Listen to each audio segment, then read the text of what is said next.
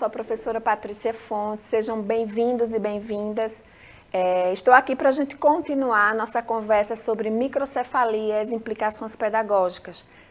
No nosso primeiro encontro, nós trouxemos informações pertinentes a esse funcionamento dessa pessoa, características relacionadas às suas funções cognitivas, comportamentais, os aspectos que desencadeiam, que foram desencadeadores, na verdade, da microcefalia e como isso repercute no seu funcionamento no contexto escolar e na vida. Então, hoje a gente vai conversar sobre alguns desafios e algumas estratégias que a gente precisa desenvolver no ambiente escolar.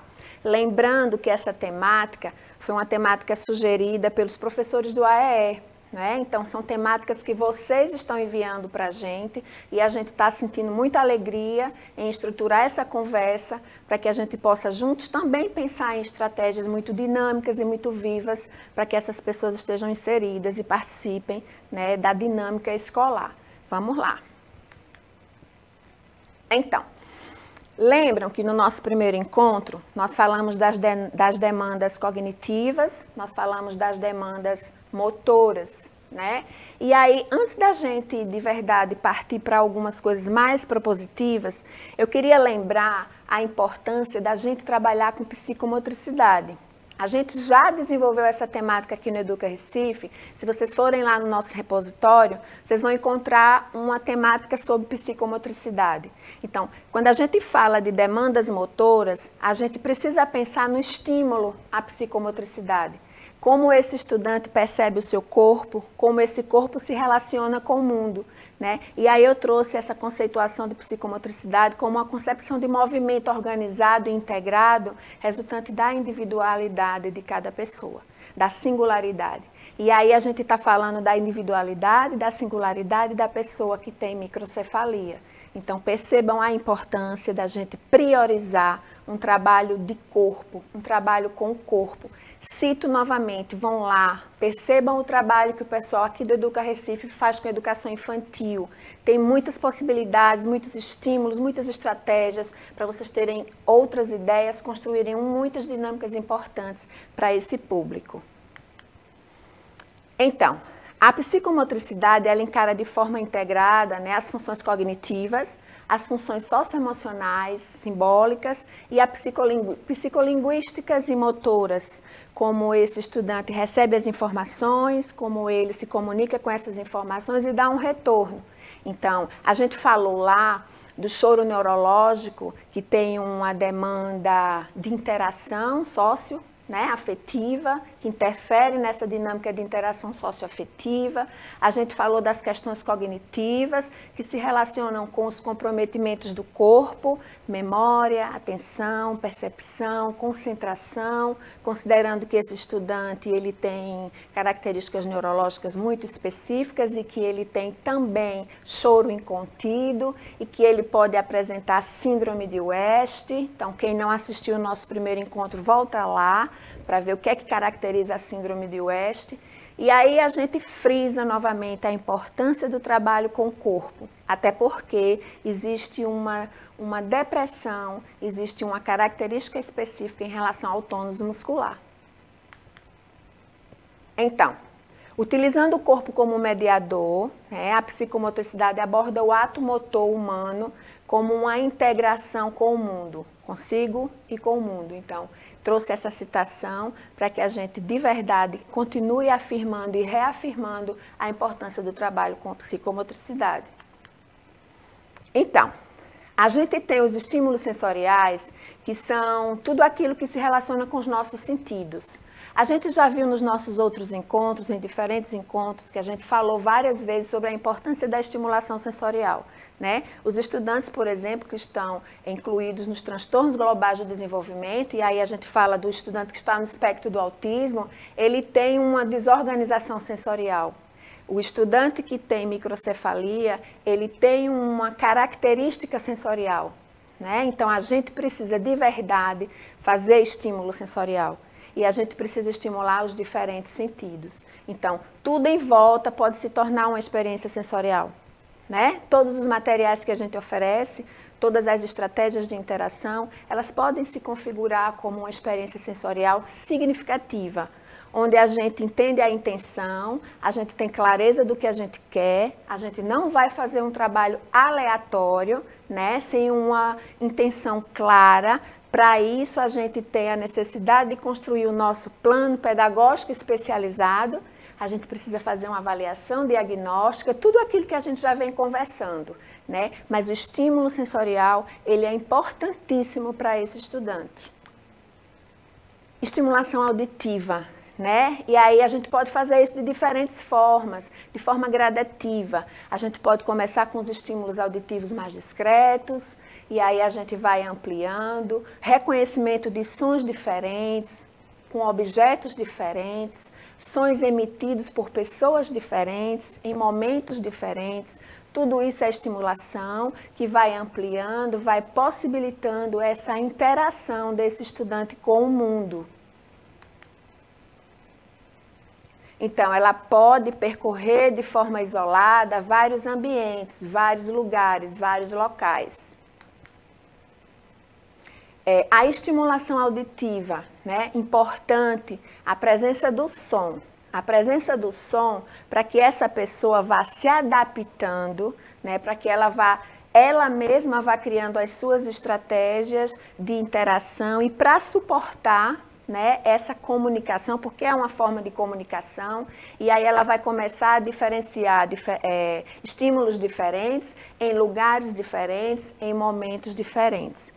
Isso vai criando um repertório comportamental, onde ela vai ter um repositóriozinho lá e ela vai buscar as respostas que ela precisa dar para as interações com o mundo, no ambiente escolar, no ambiente de casa, em outros ambientes sociais onde essa criança vai precisar interagir, né? E aí ela vai identificar o som como uma fonte de emissão.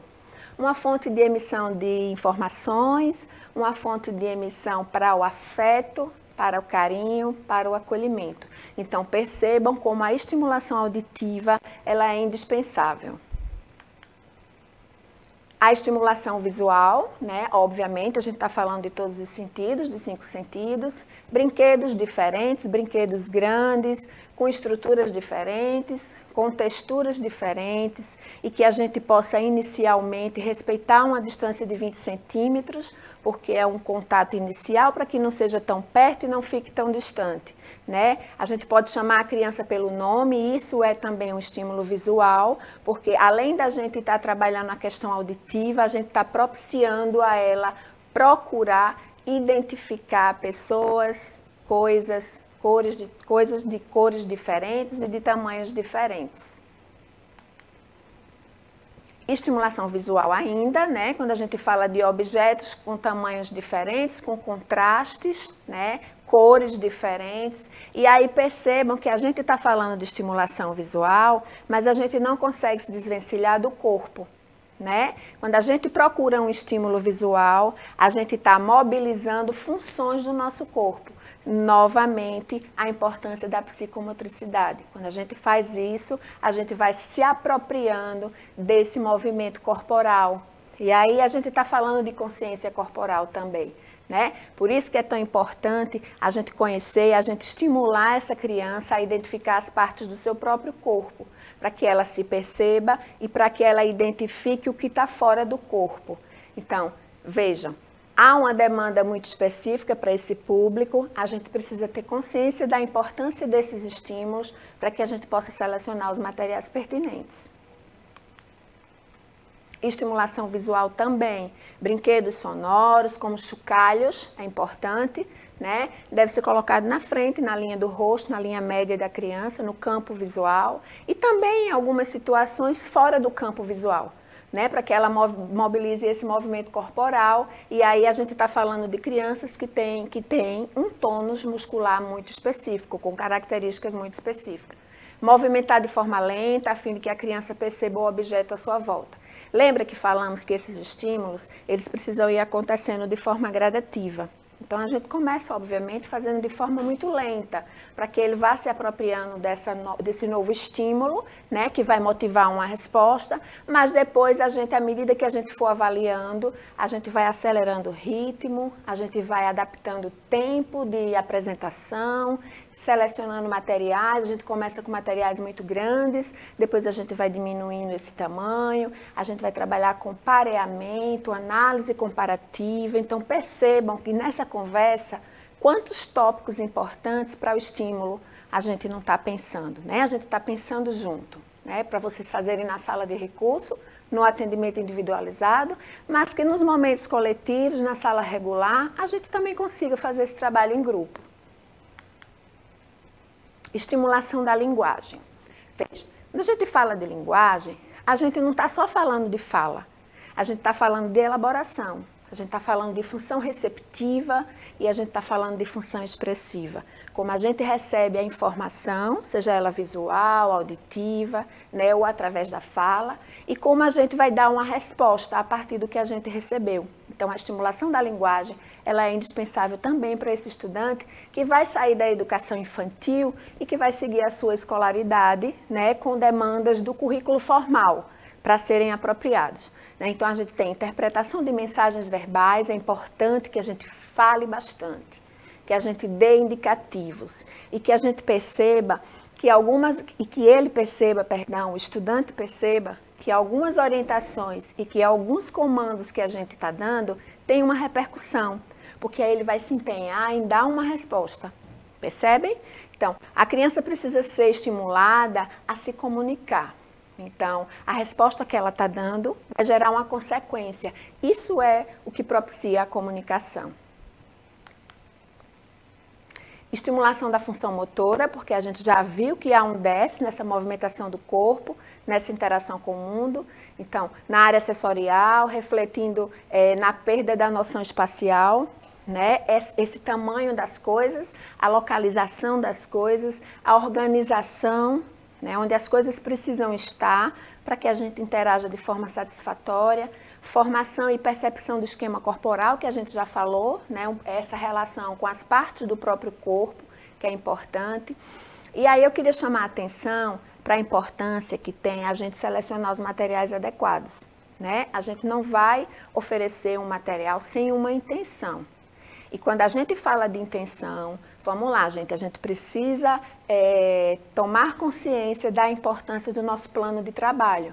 A gente está falando de um plano pedagógico especializado que precisa ser construído. A estimulação proprioceptiva, né? Então, vai favorecer a localização de partes do corpo em relação ao espaço onde a criança está. Ela vai se movimentar em um determinado espaço, então ela vai sentir o seu corpo, onde ele está, como ele se movimenta e qual a repercussão desse movimento em um determinado espaço. Então, a gente está falando de estimulação proprioceptiva. Vocês podem se aprofundar nessa temática de estimulação proprioceptiva, que é uma demanda muito importante na educação infantil e vai acompanhar todo o processo de desenvolvimento desse estudante ao longo da sua escolaridade.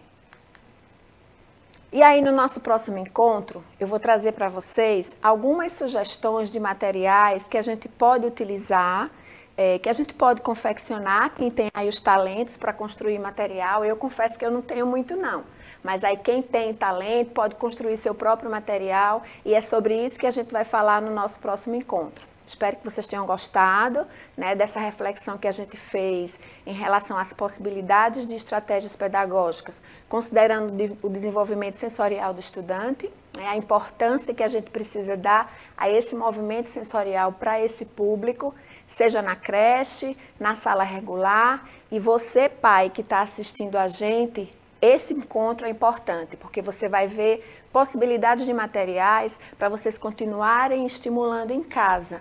Né? A gente faz na escola, as equipes multiprofissionais fazem fora da escola, mas a família também precisa estar inserida, fazendo parte desse projeto de desenvolvimento do estudante. Então, também esperamos vocês.